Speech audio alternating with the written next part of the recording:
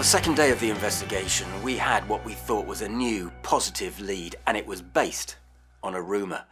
Now, any copper will tell you that making an arrest can cause no end of problems. There's all the paperwork for a start, but worse than that, after a formal arrest, you've got 24 hours to either charge a suspect or release them.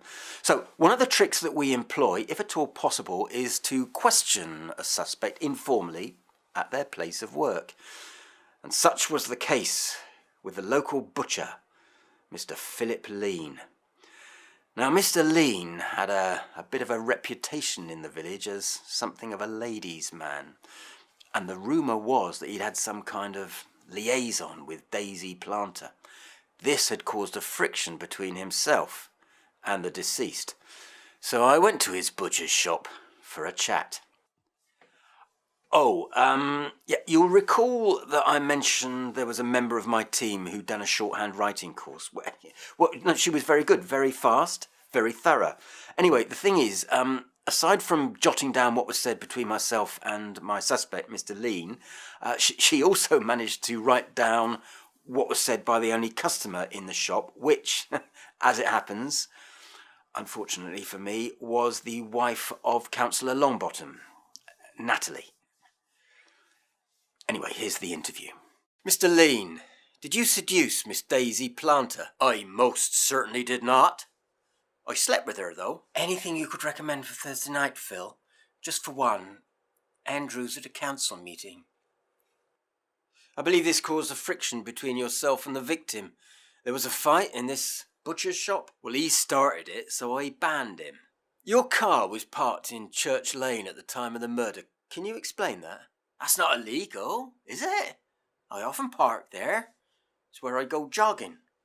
And did anyone see you on this jog?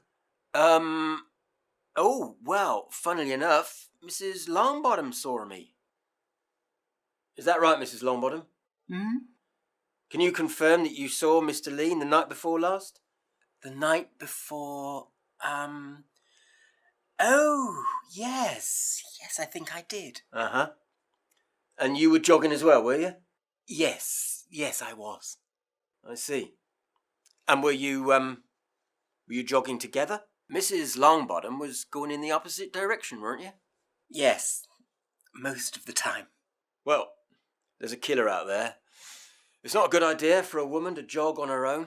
No, thank you, Inspector. Maybe I'll ask my sister to come along next time. Oh, good idea. Did either of you see anything suspicious at all? No, not really. It was quite misty, down by the river. Was it? Oh. Well, if you think of anything, you know where we are. Yes. Is there anything I can chop up for you, Inspector? Whilst you're here? No. Thank you, Mr. Lean.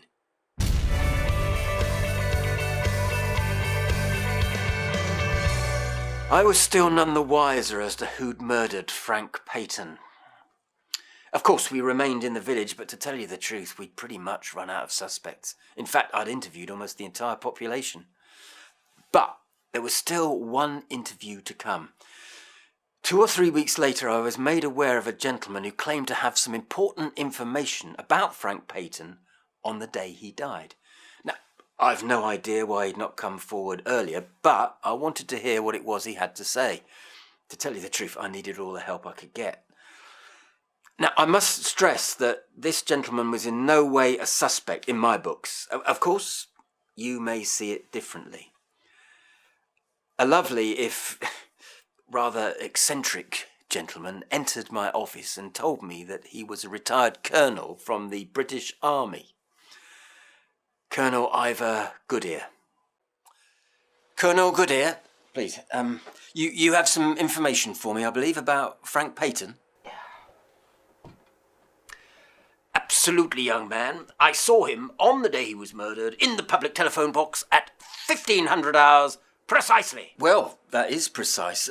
How can you be so sure about the time? Oh, because I call my sister every week at that time. It upsets her if I'm even a second late. She has a weak heart, you see. Well, I'm very sorry to hear that, sir. So what did you do? I opened the door, told him to hurry up, and he told me to buzz off. Oh. Do you have any idea who he was talking to? I'm not one to snoop, Inspector. Oh, no, I'm sorry. I wasn't suggesting. Apology accepted. It was a bit odd, though.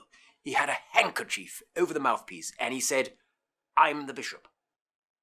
I'm the bishop? I'm the bishop. Yes, that's what he said. I have very good hearing. And what with him being dressed up and everything. Yes.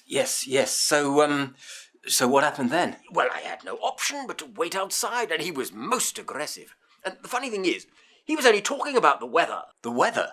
Yes. I distinctly heard the words bigger and mist. Oh, yeah, I believe it had been quite misty down at the river. Funny thing is, I couldn't work out who had the bigger mist, whether it was us or the chap on the other end of the phone. And then he said, 7:30, don't be late. And he swore at me and stormed away. Charming. Did anything else happen? Called my sister at 15:07. Luckily, she'd been asleep and so she wasn't alarmed. Well, I'm very glad to hear that, sir. And thank you for that information, Colonel Goodear. Colonel Ivor Goodear there, concluding my investigation. Now, I must admit, I was at a loss for the first time in my life. But you have all the evidence that I had. In fact, with the speed camera stuff, you've got more than I had. Unless... if you haven't purchased the paperwork yet... I don't know. My hope was that by recreating this case, by re-examining the facts, by re-interviewing the witnesses, you may have spotted that one thing, whatever it was, that I must have missed. I can't help thinking there was something, I don't know, something at Frank Payton's cottage perhaps, or something from his past. Look, I appreciate you're not the Royal Itching Criminology Society, and I can only apologise once again for the lack of professional acting, but, well, in these days of lockdown, together, we've done our best, so thank you.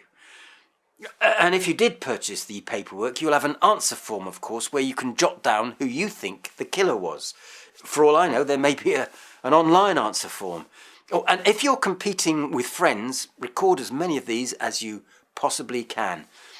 Oh, but one thing, don't forget that I've got to go to a judge with any new evidence, so please don't record your reason as I had a hunch or something. So, that's it. Thank you for everything you've done. Stay safe, and I really do wish you the very best of luck for the future.